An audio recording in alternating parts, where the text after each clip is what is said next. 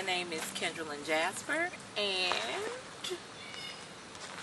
I don't really know what I'm supposed to say. So let's start by telling you a little bit about myself. Well, I'm 35 years old. I am an attorney here in Houston, Texas. I've been practicing law for 9 years. Also a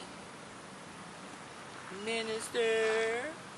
So, you know, good things. So I've been a minister licensed since October 2000. I received my calling in high school. I just knew that there was something that I was supposed to do. I didn't know exactly what it was. I've always had a thing for talking to people, for reaching out, volunteering, done that like all my life. I've always been involved in the church. My dad was a deacon. I was really close to my pastor, so just really did a lot of stuff in the church in and of itself. Didn't really know exactly what my calling was, but I knew that my life had been spared for a reason. And with that, I said, well, I'm just going to wake up every day and do something for somebody else other than myself. And even if it's just a smile, it helps people. You never know what folks are going through. So then when I was 17, right at 18, in my first year of college, that's when I knew that God had called me to minister. And I said, oh, you so cute, Jesus. What I'm going to go ahead and do is I'm going to keep singing, because that's where I'm comfortable. So I waited. And then 3 years later, I went on ahead and accepted I accepted my calling and announced it to the church and preached my first sermon in October 2000. And I preached from Psalms 37, fret not thyself because of evildoers, because I know there are a lot of people who were going through what I was going through, who were so concerned about what other people thought and what they were doing, and why is it that, I'm not having sex, I'm not drinking, I'm not smoking, I'm trying to do the right thing, and I keep getting hit with one thing after another. And it looks like all the people that are doing the things that I chose not to do were the ones that were prospering and getting blessed. That really wasn't it. What you see may not really be what's going on. So I had to keep telling myself not to worry about anybody else. You focus on your walk and helping other people who want to do better in their walk. And you can't worry about what the other people do. It's really none of your concern. You don't have a heaven or hell to put them in.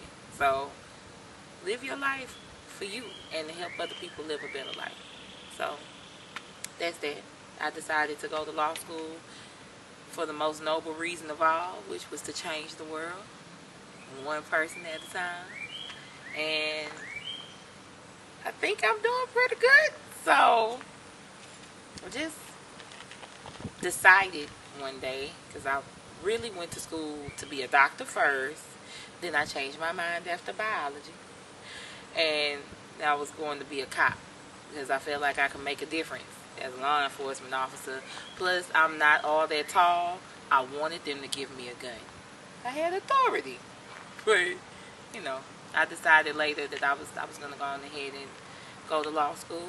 So I took the law school admission test, sat out 2 years to work and be in the trenches and figure out what real life is like outside of school. And then I went to law school, got a full scholarship to Texas Southern University for the first year.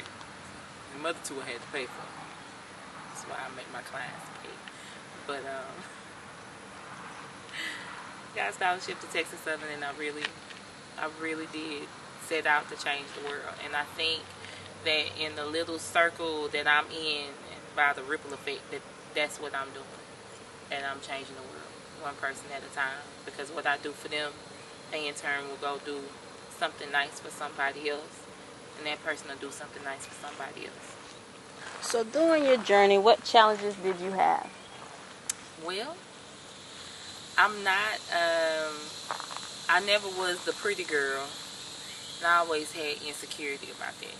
Like, my sister is fair-skinned with long hair and all that good stuff. And she's smaller than me. And I was always chunky. And so everybody's like, oh, she's so cute, like for a big girl. So I was like, oh, I don't even know what that means. I'm cute, period. But dealing with those insecurities, feeling like as the baby I wasn't as good as my siblings, and just different things like that. I had to really look within myself and see that everything God made was good, including me. So I had to see the things that weren't like other people, but the things that were different, those things that made me unique, and embrace them. And in turn, help other people embrace it too. There's a lot of people out now, they have all these video vixens, they have, uh, you know, these actors or just women in general now, they want to get the fat transfers, the injections, go through all these particular surgeries just so that they can appear to look like the next young lady that's in, or what men now tend to gravitate to. So what would you say about an individual modifying their body just because of those reasons? If you're going to do it, if you're going to change what God did, then make sure it's for you, not for somebody else. Doesn't matter what frame you put the picture in, it's still the same picture. If you don't change what's inside, it doesn't matter what goes on the outside. You can have fat taken from your stomach, put in your butt, get your boobs bigger or smaller, lifted, nip tuck, do this, do that. But if you're ugly on the inside, you'll still be ugly, even though you look good. People are going to see through it. So the thing is, while you're looking at the things that are wrong about you, why don't you look at what's right? It may not be that you look like Megan Fox or whoever else is out here nowadays, but you look like you. Nobody else looks like you. So that makes you special. And honestly, she may be fine. She may get a lot of attention. But I bet you if you talk to her, she just as lonely and empty. Fill up first. Figure out who you are. Figure out what makes you great. And then, if there's some changes that you need to make aesthetically, then you can do that. But the inside is going to match the outside now. I always say that people look at appearance. That's the first thing we see. You see appearance, but then, like you said, you're empty on the inside. You have no type of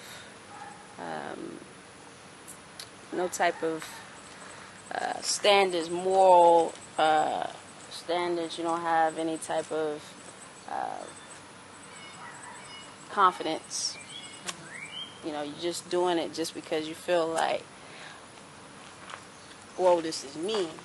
And so I need to modify so that I can get attention, so that the next person can see me, because they can't see anything else because you have nothing else to offer but your appearance. That's it. I don't know. I'm not one to present you with a beautiful bowl that has no fruit in it. So I'm always going to make sure I'm right. So when you take a piece, there's some substance. But, there are some people, I get it. I've had people tell me, if I was interested in them, oh, I don't date big girls. Word? You know what? That's unfortunate. Okay, whatever. Big girl hurt your heart, did something, whatever. Oh, I don't date girls with natural hair. Okay, that's cool. Everybody has their thing. But a lot of times, their thing is a manifestation of their insecurities. So, you don't want to date a big girl who may be everything that you need and want in a woman. You want to date this little skinny trophy girl because she make you look good.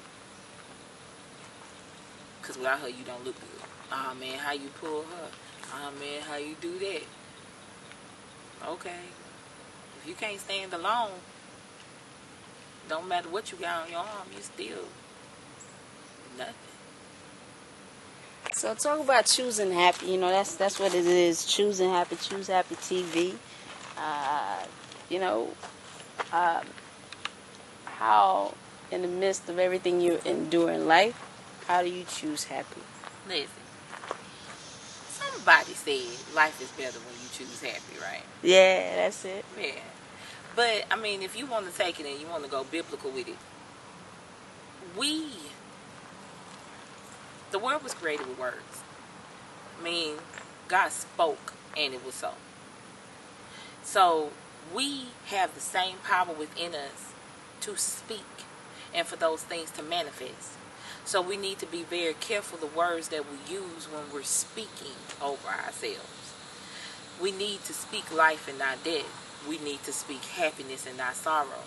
If you make a conscious decision every day to get up, walk, find out what your happy is, stay there, walk in it, choose it, no matter what the situation is, nothing is going to really bother you. Nothing is going to really get to you.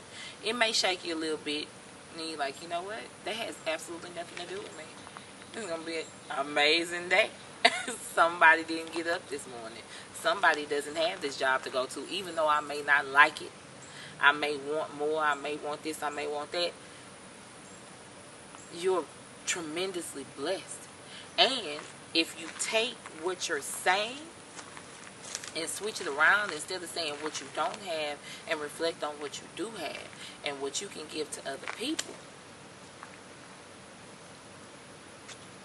just makes the whole world a completely different place in which you operate. And you will notice that doors will open for you out of nowhere. Your smile, your confidence, your happiness, the way that you infect other people with your spirit, it will open up doors that nothing else is open.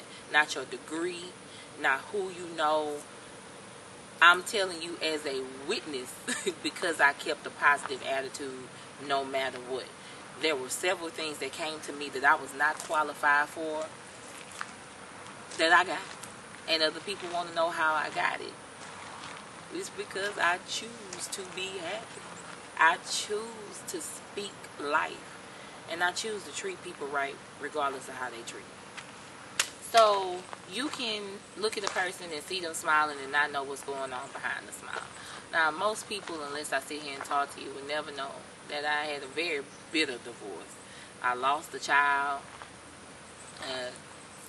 went through financial ruin. I was sick and didn't know why I was sick. I went to one doctor after another, and they couldn't figure it out. But honestly, it's because what I was speaking over myself was making me sick. We say it all the time, you know, ooh, you make me sick. This makes me sick. And literally, I was making myself sick. So, it's one thing to know God, like going to church and know Him through your parents and whatever else. It's a different thing to know Him for yourself. So when I started reading and I started seeing, you know, wait a minute. It's this word. It's the word. It's the words that come out of my mouth. It's my confession. So why don't I start confessing happiness and joy instead of sadness and sorrow? Why don't I confess life instead of confessing death? And I made a conscious decision to start doing it.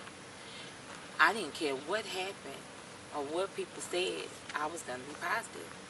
And it worked. It worked. It will work. It's no magic formula.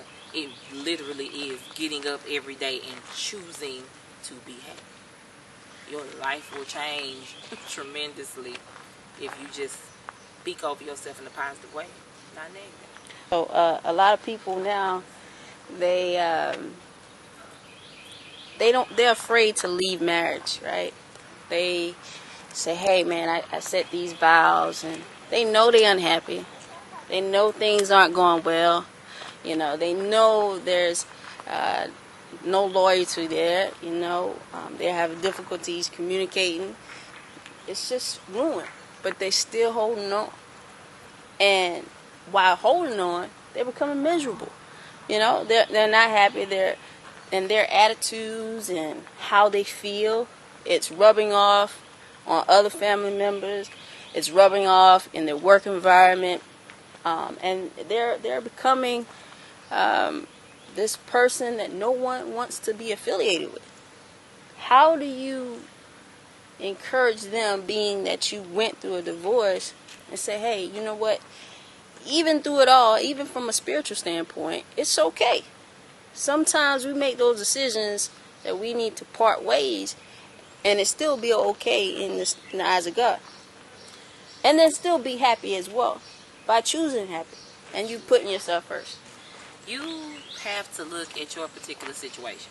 There are people, and yes, you did make a commitment. The commitment and the covenant was between you, that person, and God. So God plays an integral part in you figuring out what you're going to do. What I like to tell people when they ask me, you know, well, what am I supposed to do, is there are times that you did choose to be together, and you did. You made that decision, you were together and everything else. But sometimes the other person makes a decision that they don't want to be there anymore. So if they make a choice that this isn't what they want, what are you going to do? You have to do what's right for you. You have to pray. You have to see God. You have to get your answer. And once you get your answer, you need to act. Now, sometimes it could be stay. Sometimes it could be go. And you need to have the strength to say, you know what, I'm going to step out on faith and I'm going to go. And I guarantee you he's going to take care of you. And at that point, you are also going to have to look and choose to be happy, because everything around you is going to tell you to be sad. You just lost your partner, the person that was your best friend that you vowed to spend the rest of your life with. But sometimes the separation, the division, the divorce is for a greater good. And you're just going to have to walk in it. Sometimes people are afraid to leave. I know you're saying it's okay.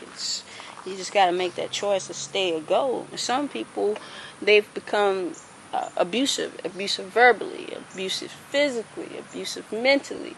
And it's like, oh, I don't have that confidence. I feel like I can't survive without them. I feel like I can't, I can't go on, or I'm going to be lack of. But you're going to have to find it. Yeah.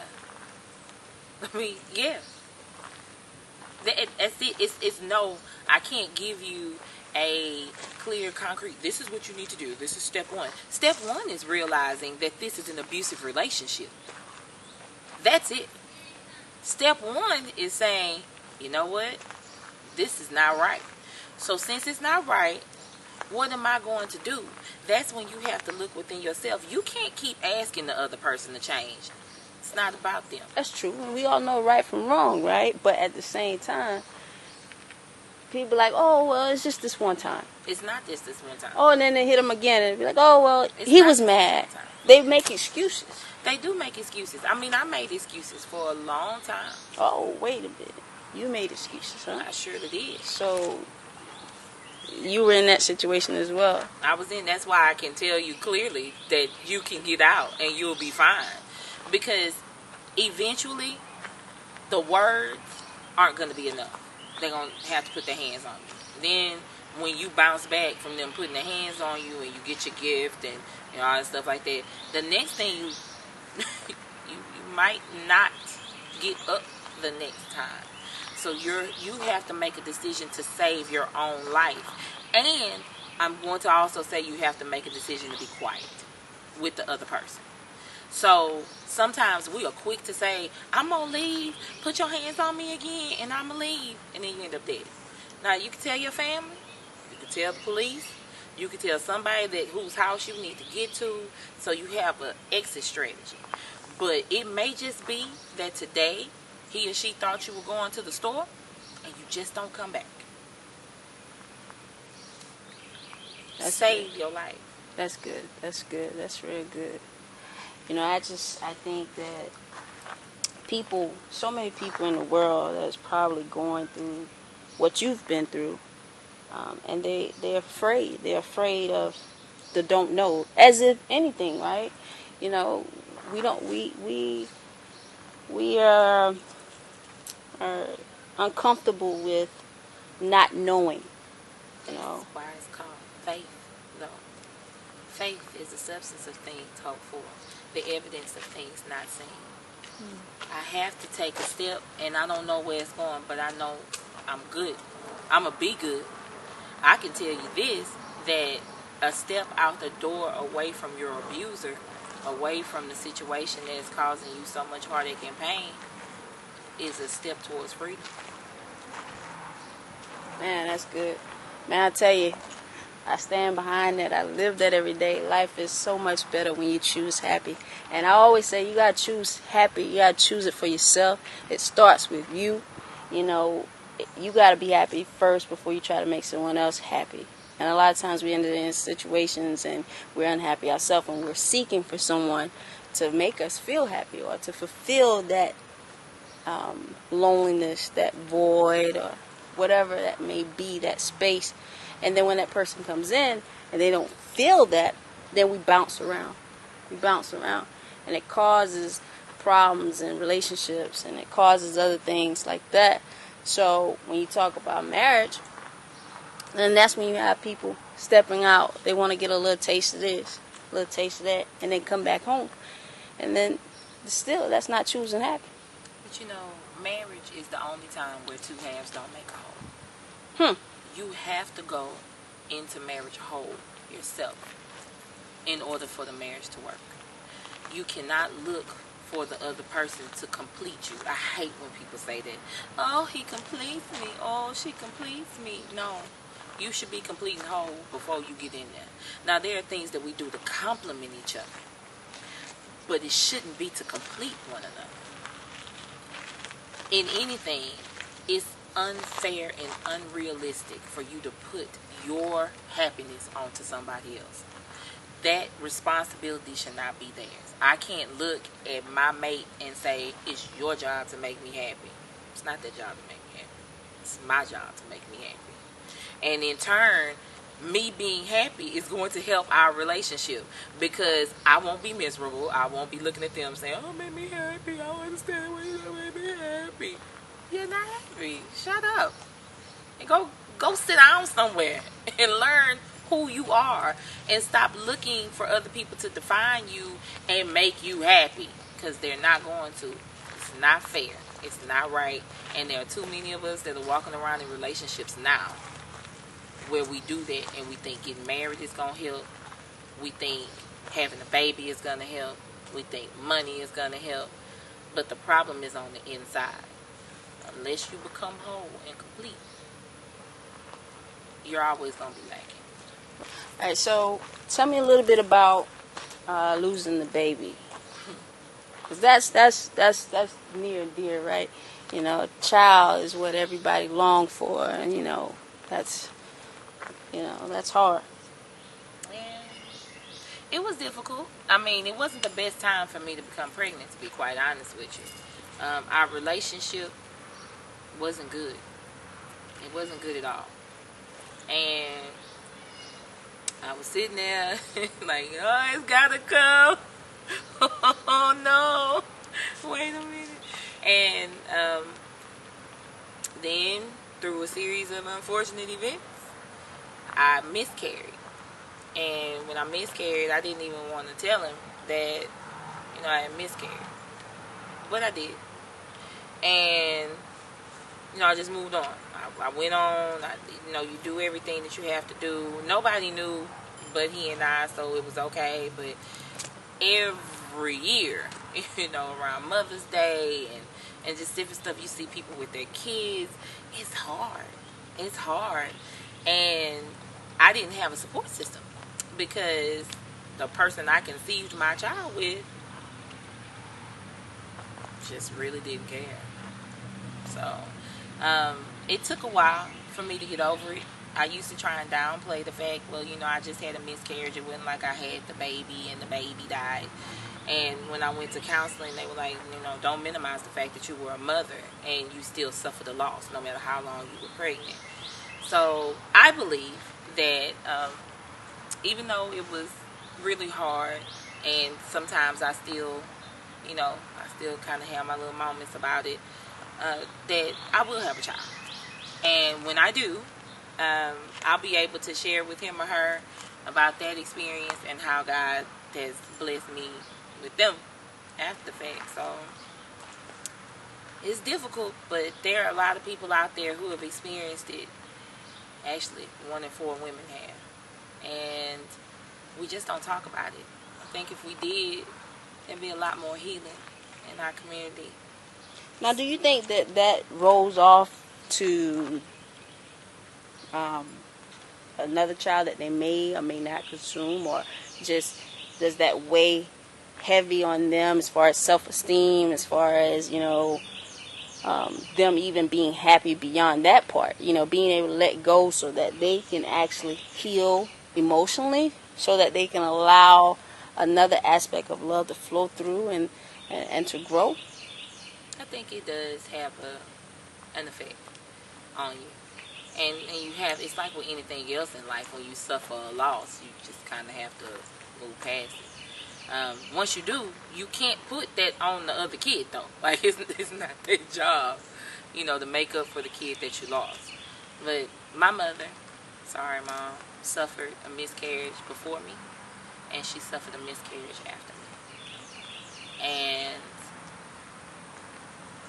talking to my dad, because my mother doesn't really talk about it, talking to my dad, he said it was so hard on her, it was so devastating, that he made the decision for them not to try and have any more children outside of me, because it was just too difficult.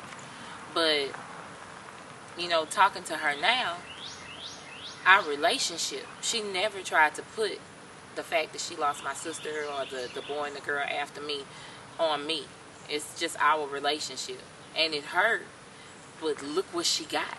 She got me, and I'm amazing.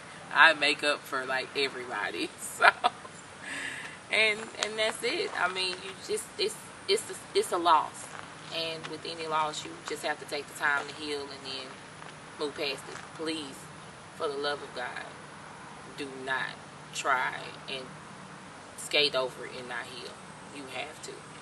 You have to, because it'll affect you in every area of your life and you don't know why. This is Kendralyn Jasper signing off for Choose HappyTV. See you next time. Choose HappyTV. It's your girl Kid, aka Kid Carolina. If you haven't heard, I don't know where your antennas with. Kendralyn Jasper, Eyewitness News. Yeah, I really appreciate you, man. Well, I appreciate you. Thank you. Thank you for telling your story. Choose HappyTV. Life is much better when you choose happy. Until next time. Chip already.